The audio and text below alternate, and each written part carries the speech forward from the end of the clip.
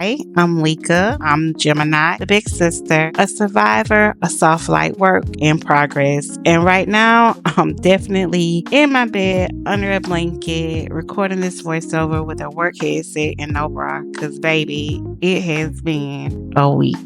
Welcome to part 1 of the Sydney birthday trip vlog. There's TSA drama, cancel flights, jet boats, and just enough emotional whiplash to make it classic Gemini chaos. Let's get into it.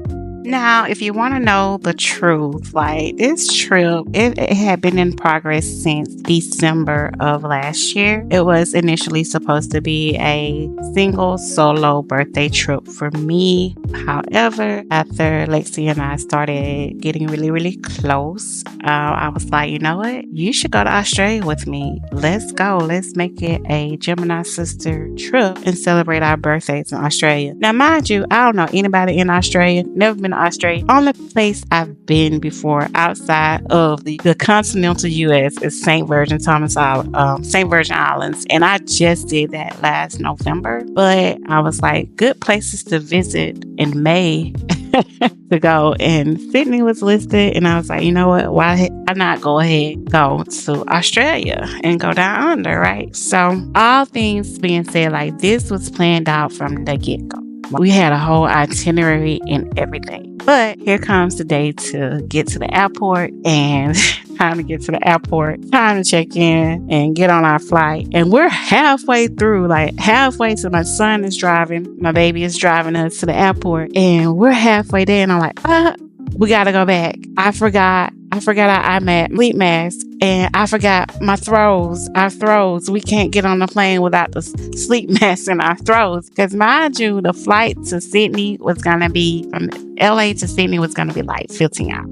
My baby, he looked so disappointed and tired, but he had to turn around. So he turned around, got the throws, got the eye mask. Okay, we good, we going. So then next thing you know, we get to the airport, check in with Delta, everything's cool. Okay, go through like the identification process where you have to, get your passport and stuff like that to TSA. And of course, me and Lexi, we're going through the TSA Pre-Check line because both of us have TSA Pre-Check, and it was added to our Delta online profiles, right? Okay, get there, and next thing I know, the man says, TSA agent, like, let me see your boarding pass. I'm like, okay, here you go. And he was like, you don't have pre-check. You need to go over there. I'm like, what you mean I don't have pre-check? Like, that's like, what? Like, how you gonna tell me I don't have pre-check? Like, I don't have pre-check since last year, and I know I have pre-check. So how you gonna tell me? And he was like, well, they didn't give you a blue card. They didn't give you this, that, and the third. You need to go over there. And I'm like, I have pre-check. So what are you talking about? So, and mind you, I was finna get locked up before we even got on the plane to go to Sydney, okay? But it's like, you know what? Calm down. Just go ahead and go through the pre-check line. Well, go through the other TSA general public line. But no, kind of find out, I forgot, when you have TSA pre-check, they do print that on your boarding pass. And so, kind of find out, it wasn't the agent. Delta failed to put our pre-check status on our boarding passes. So we had to go through there like the lowly people. We had to go through the regular line, taking our shoes off and everything. It was, which I didn't get locked up, but put this on the side of Delta. Y'all fucked up. Y'all messed up, and I need some retribution for this shit, right? And that was us boarding our flight 1 of 3 from Gulfport, Mississippi to Atlanta. We made it to Atlanta. I mean, I feel like that pilot flew us to Atlanta in under 30 minutes. We got there real quick. We had a little bit of a layover. Decided to get some food from Fresh to Order. It was excellent. The service was even better because there was a young man, a gentleman. I don't know his name, but his vibes gave, like, weirdly enough, daddy vibes. Like, he reminded us so much of our dad. He was just so outgoing, so friendly, just like, y'all need a table? Let me make sure I get you a table. I'm gonna be on the lookout.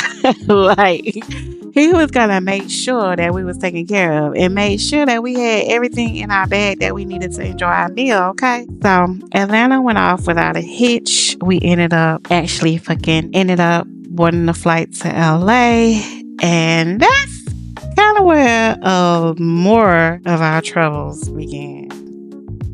All right, so let's talk about LAX. Okay, we got a smoothie from Jamba Juice. And let me tell you, baby, Jamba Juice, that smoothie was the best smoothie I had ever tasted in life. Okay, that was a fabulous mango, a go-go, a however, yo-yo, whatever. It was so good. It was delicious. So after our smoothie, we waited a little bit and was like, okay, let's eat some dinner or whatever. Let's try chicken and beer. It's right here. So chicken and beer apparently is a Ludacris franchise. I had never heard of it before, but I was like, okay, sure, let's try it. You know, I want to try it. And let me tell you something. That food was so disrespectful. I mean, the prices were very high and the food, it was awful. It was awful. I'm very particular about my food, but how do you mess up fried chicken wings? Like, the wings was so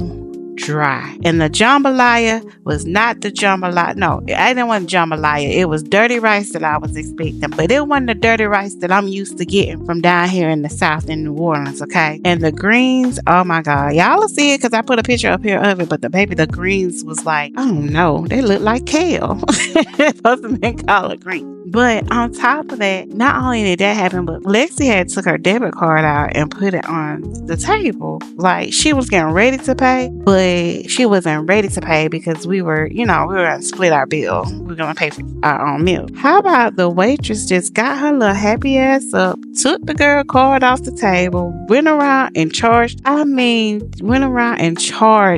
her debit card without even asking her, how do you guys plan on playing? Are we splitting the bill or nothing? She didn't even say, are you ready for your check? Nothing. She just came and got the debit card and took it away. Mine usually say she fixed it. I think Lexi did say that she did get a refund back for it, but it's just the principle of the matter. You don't just go around picking somebody's debit card up. They ain't even seen their check yet. Can we see the check first before we pay? Trust me and believe, never, ever, ever, ever going back to chicken and beer at LAX again. Now, if he got another franchise over in Atlanta or whatever, I'm going to look it up. I'm going to Google it. If he does, I will give it a shot, but it's got to be in the South because the West, not doing it for me. But let me tell y'all what else happened. So we're waiting for our flight, right? So we just sitting there. The little man come on the intercom. He like, oh, y'all flight's going to be delayed about 15 minutes to get in Sydney because of some weather issues. It was like, okay, cool.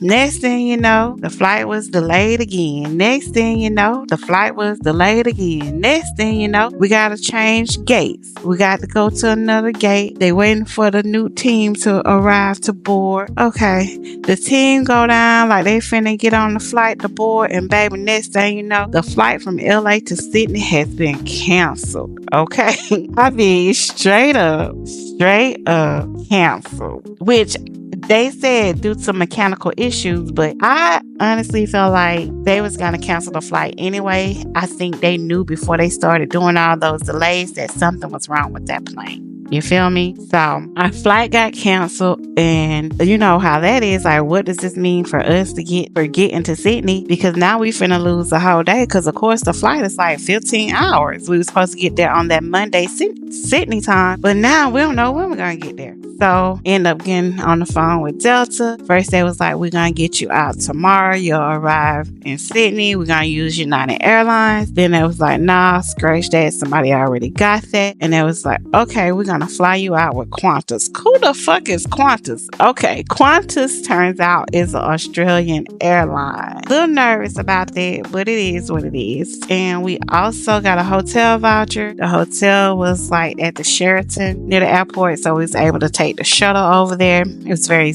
nice and swanky type place. Of course, it's a bummer because we're gonna lose a day of our trip, but we still getting to Sydney, so no big deal. And plus, bonus plus, we got a day in LA before our flight leaves because the Qantas flight did not leave until like 10 o'clock that night. So while in LA, we did get a late start because we slept in kind of late because both of us was really exhausted from the first two flights and everything that had transpired. But we decided to get an Uber to go to In-N-Out near the airport so we can see the airplanes fly overhead. And of course, taste what's so big about In-N-Out. Everybody's talking about the double-double. So let's give the double-double a try. Let's get some fries and all of the things and see how we feel about it. To see the planes fly overhead, that was her big thing. And she also did a tasting test for her score of the In-N-Out burger. Burger better than them. 1 out of 10. In-N-Out, we just decided to go to Venice Beach. When we got there, Lexi said, it looked just like it does on Grand Theft Auto. And I was just like, it looks just like it does in the movies, right? So it was definitely a vibe. When I went through there, the first thing I thought was, so Venice Beach is basically like Bourbon Street in New Orleans, except for it's on the beach. Like, that's what it was giving for me. You know what I'm saying? And that was cool. There was a street performance going on, and I got a lot of video footage from that. Really enjoyed it thoroughly. Didn't get to see the end part because he was taking so long. They started asking for donations, and baby, I ain't got no money to donate because I'm still trying to get to Australia, okay? But overall, I did enjoy it. We were able to get back to our hotel, get our bags, and out the door we go to LAX to go to the international terminal, right? And so let me tell y'all, but it was such a big difference being in the domestic terminals versus leaving out of the international terminals, because everything was like an upgrade. I mean, they had Hermes stores, Coach stores, Burberry stores. I mean, the worst. And then also like the bathrooms and everything were very, very clean and well put together. It was a world of difference. So y'all know when you going through the domestic terminals at LAX, it's like you're going through the hood. But when you going through the international terminal to get on an international flight, baby, that's like being in the burbs, okay? That is like being in the burbs, because they go all out for that. I wonder why it is. Maybe some of y'all know. If you do, let me know down in the comments, baby, because I need to know. Now, to be fair, the flight with Qantas to Sydney was great. No major hiccups. We did get in-flight meals. Lexi said, look at our dog food. I'll show you. She said, but the meals weren't too bad to me, to be honest, and to be fair about that. There was a flight attendant on there that looked very delicious. He was Asian persuasion, but that's all I know about him. But he was a honk and he was very friendly. Yeah, and I swear we slept most of that flight. I don't even remember half of what went on or what went wrong. I had on my eye mask and my neck pillow, and Qantas gave us very lovely blankets and an additional pillow as well. So we were good to go and in there, okay? So we finally touched down in Sydney, and let me just say, first impressions and last impressions, Sydney is a very, very well organized city and put together place. Like, even down to getting an Uber from the airport, we didn't even have to wait that long. There was a area where you would go and you just line up waiting for whichever Uber type, and they had signs letting you know if you're getting an Uber X or Uber XL, you go here, here, or here. Got to the hotel. Of course, we're at the Pier 1 Sydney Harbor. That place was excellent. It was immaculate, and the staff was super friendly and super, super helpful. Of course, I'm not used to people doing anything for me. So when it comes like, let's get your luggage, I'll take it up to the room. Like, no, girl, I got it. But no, they had it for me type service. So we stayed in the room for most of that day. We did take a trip down to go to the IGA to get some water and snacks for our room. And after that, we went to a dinner boat cruise show that night, which was amazing because the 4-course meal and it was entertainment. I thought we were just doing the dinner with the meal, but apparently we paid for the meal and the show. So it was like this cabaret show, which was great. I did get to go on stage and participated in the point where it's like happy birthday song, why are you here, what are you celebrating type deal, and everybody was happy birthday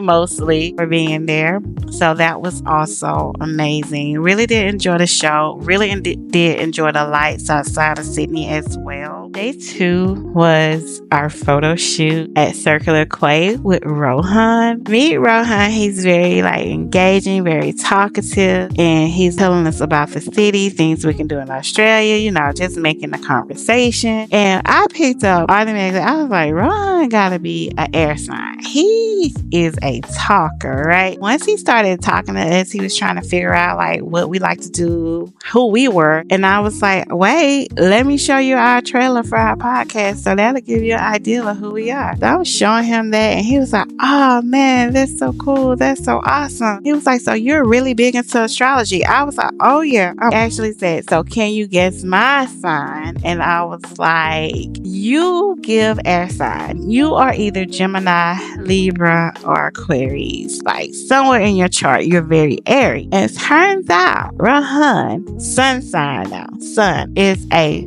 Virgo sun. Okay, now mind you, I was off about the sun, like which sign, but Virgo is ruled by Mercury. That is what I was picking up on, his Mercury vibes, right? His Virgo-ness came out in the photo shoot, because there was several moments where we had to redo things, and he's like, yeah, let's redo it, don't do this, don't do that. And Lex was like, okay now, Rohan, goddamn it, we're ready to stop, we're ready to be done with this. Definitely would recommend him for anybody going to Sydney and want a photographer to do a good shoot with. Now, so after the photo shoot, we did go to Sydney Tower to do brunch at Sky Feast, and what an experience. You have to get in this little elevator and go, I don't know, several floors up to get to Sky Feast. Okay, it was a rotating circle. Now let me tell you, the food wasn't that great. It really wasn't, but everybody was friendly, everybody was helpful. The view was absolutely spectacular. Could just not have gotten a better view of the city from there and the skyline. It was amazing. The little girl who was our waitress, she even brought us out little happy birthday things, and they sung happy birthday to us and took our pictures. We're supposed to go to the Sydney Opera House to do a tour that day, but we pushed it back because taking photos is exhausting. Then we ate brunch, like we didn't have any room or time to do anything else other than going to get hot stone body massages from a small place. Can't remember it. I think it's called The Rocks Thai Massage or something like that. Overall, I did enjoy my massage. Lexi said the little girl who was on her, she was like, that heifer was too rough.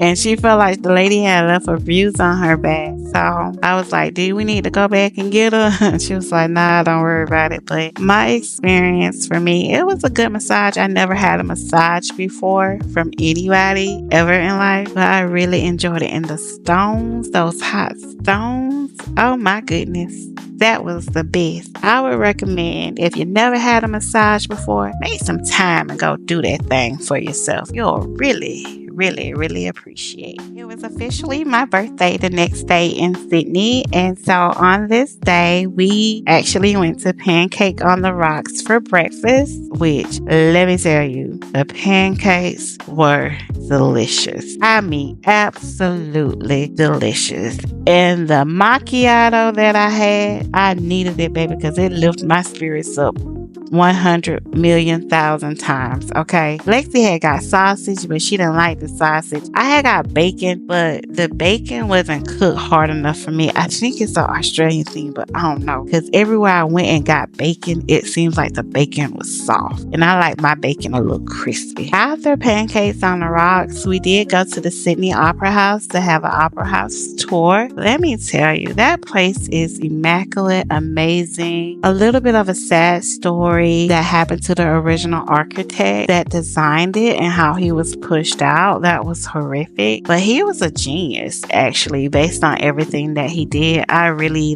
enjoyed the tour and learning more about how the Sydney Opera House came to be about. After the Opera House, we did have to go back to our hotel for a little bit to change because our jet boat thrill ride was scheduled at 12, but I thought it was scheduled at 3. The person that did the scheduling traveling for me to Viator. Shame on you, did not select the correct time for me. But nevertheless, we went back to the hotel, did a quick change, and on our way back to the jet boat harbor, there was this little lady that asked us, she was selling ice cream and asked us, did we want ice cream? Like, Lexi was like, we'll stop by on our way back. We went on the jet boat thrill ride, and let me tell you, baby, that thing was like being on a roller coaster on water. It was so much fun. And the dude, Chris or Christopher, whatever his name is, like, he did a real good job prepping us to get ready for it and prepared for it. But man, that was amazing. Now, whether or not I can get on a jet ski, I don't think so, but I could do a jet boat thrill ride again. After the thrill ride, baby, we walked back, going back to our hotel. We stopped at the little ice cream shop with the little lady, and baby, it was a whole nother photo shoot experience.